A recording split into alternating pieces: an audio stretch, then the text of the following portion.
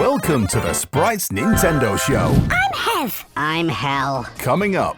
Diddy Kong makes a rude observation about Donkey's choice of neckwear. And is Mario Kart 64 as good as you remember? Not at all, but I've got something you can shove it into. The Analogue 3D. A device so awesome, it manages to slap Nintendo's lawyers in the face and give you a proper high-resolution N64 experience at the same time. And if that isn't worth $249.99 of your money, then you must be a sex worker or something. Hell, it's incredible. An entirely new piece of hardware that can play every N64 cartridge and output it with 10 times the original resolution. And because it's not emulation, it avoids any legal bullshit.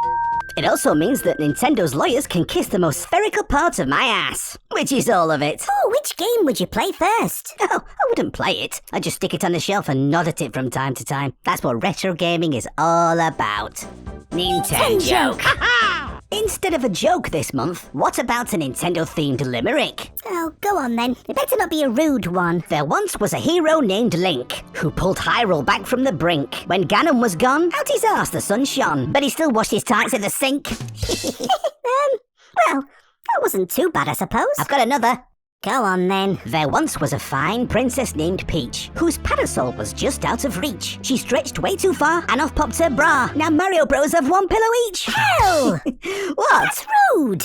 If you don't... Sorry. I've got a third one. No, that's enough. Please, one more. It's a good one. Fine. Diddy Kong sang Donkey a song. He promised it wasn't too long. Then he sang, "What the heck is that tie round your neck? You look more like a than a Kong." Hell, you can't say the C word. What, Kong? No, not Kong. That begins with a K. Oh, Diddy Kong. What a crap cheap eShop game of the month. Every month we find the worst game on eShop for the least amount of money. This month is Crash Your Cars. Remember those free CDs you used to get on the front of magazines? Remember the shovelful of mass-produced shovelware you got on them? This game is somehow even worse. You're a car on the run from the cops. The car self-drives while you steer away and try and outsmart them by making them crash into things. As with all these dirt-cheap pieces of shovelware there's nothing else other than what you're seeing here. Everything is pitifully awful in every conceivable dimension. You'd have more fun trying to get a wasp out of your window, and then falling out of the window yourself. The Box Art Awards!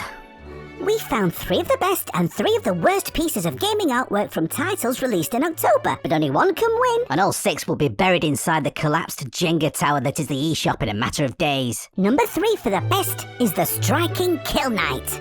That's pretty cool. Number 2 is Teenage Mutant Ninja Turtles, Mutants Unleashed. There's a mouthful of pizza. And at number 1, the best piece of cover art this month is... El Panadero, the baker, with its great hand-drawn, sketchy aesthetic. I've never seen cover art quite like this before. Ooh. Right, the first one I'm scraping from my shoe this month is Rolling Football Player. Tell me about it. At number 2 is Guess the Flag. Don't you think that exclamation mark is a little redundant? Everything Tev, that's the point. At number 1, the cocktail stick in the lump of vomit is... Ghostly Raikkonen, or whatever it's called. I'll put in the same amount of effort to pronounce the title correctly as they put into the cover art. None at all. It looks like they just started a new Word document with battery saver mode on. Spade panel! We spin the wheel to generate a random Nintendo topic to discuss, so let's go! Lamest? Nintendo? Lamest Nintendo YouTube series. This one. Don't start. Character. Lamest Nintendo character. Oh, they're all pretty good. No, they're not. If we assume by lame it means uninspiring and dull, not just an injured horse, then we can safely say, oh god! Oh god! What? What's wrong? We're not including Pokemon in this, are we? Why? Because there's over 1,000 of the little We'll be here all day. I don't think the Pokemon could be considered Nintendo characters. Oh, thank for that. Uninspiring and dull Nintendo characters. Waluigi's pretty uninspired. I wouldn't call him dull, though. I'd call him a Will you stop saying that horrible word? What about the Wii Fit trainers? Are we really saying they're characters? I mean, they're more depictions or avatars or something, not characters. What about Master Hand? Are you just going through Smash Bros characters? Well, it's difficult not to. Everyone's in Smash. Okay, fair point. Hey, what about Rosalina? She's pretty dull, and not very inspired either. Just another Nintendo princess in the same vein as Peach and Daisy. She's pretty cool, but you know what? It's hard to defend that one. Well, that's settled then. Rosalina, you are a horse with a limp, and I'm the shotgun. Giddy up, girl. It must be a right nightmare, saddled with being so lame. We don't mean to stir up any trouble. That's the main thing. Why the long face? Is it all this horsing around? That's enough. I've had my fun.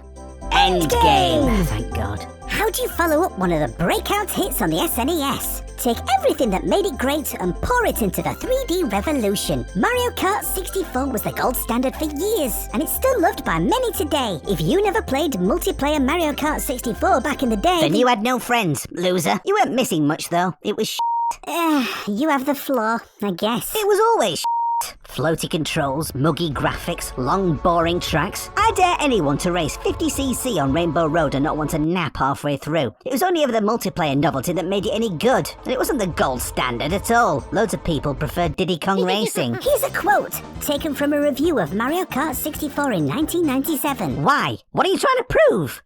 Sake. In 1997, it was a novelty that tracks went up and down. Single-player mode gets old pretty fast, but the game's multiplayer mode is forever brilliant. That achieved nothing. Now imagine a retro gaming night with Mario Kart 64 and 4 controllers, a few alcohol-free beers, maybe some gluten-free chips with a soy-based dip. Oh, me. Can we go back and change who the lamest character is? We have a new winner. That lump of Smurf over there. No need for that. Super Mario Kart took skill to get around a corner. Easy to learn, tough to master, as they used to say. With Mario Kart 64, I could stick the controller up my arse and still be on the top step, albeit stood at a funny angle. Hey, hang on, we've missed Factendo. Silly us. I've got a cool Nintendo fact. Speaking of things going up, if you enjoyed this nonsense, please give it a thumbs up. I would prompt you to comment on your favourite Mario Kart 64 memories, but I couldn't give a shit. Thanks for watching. See you next month.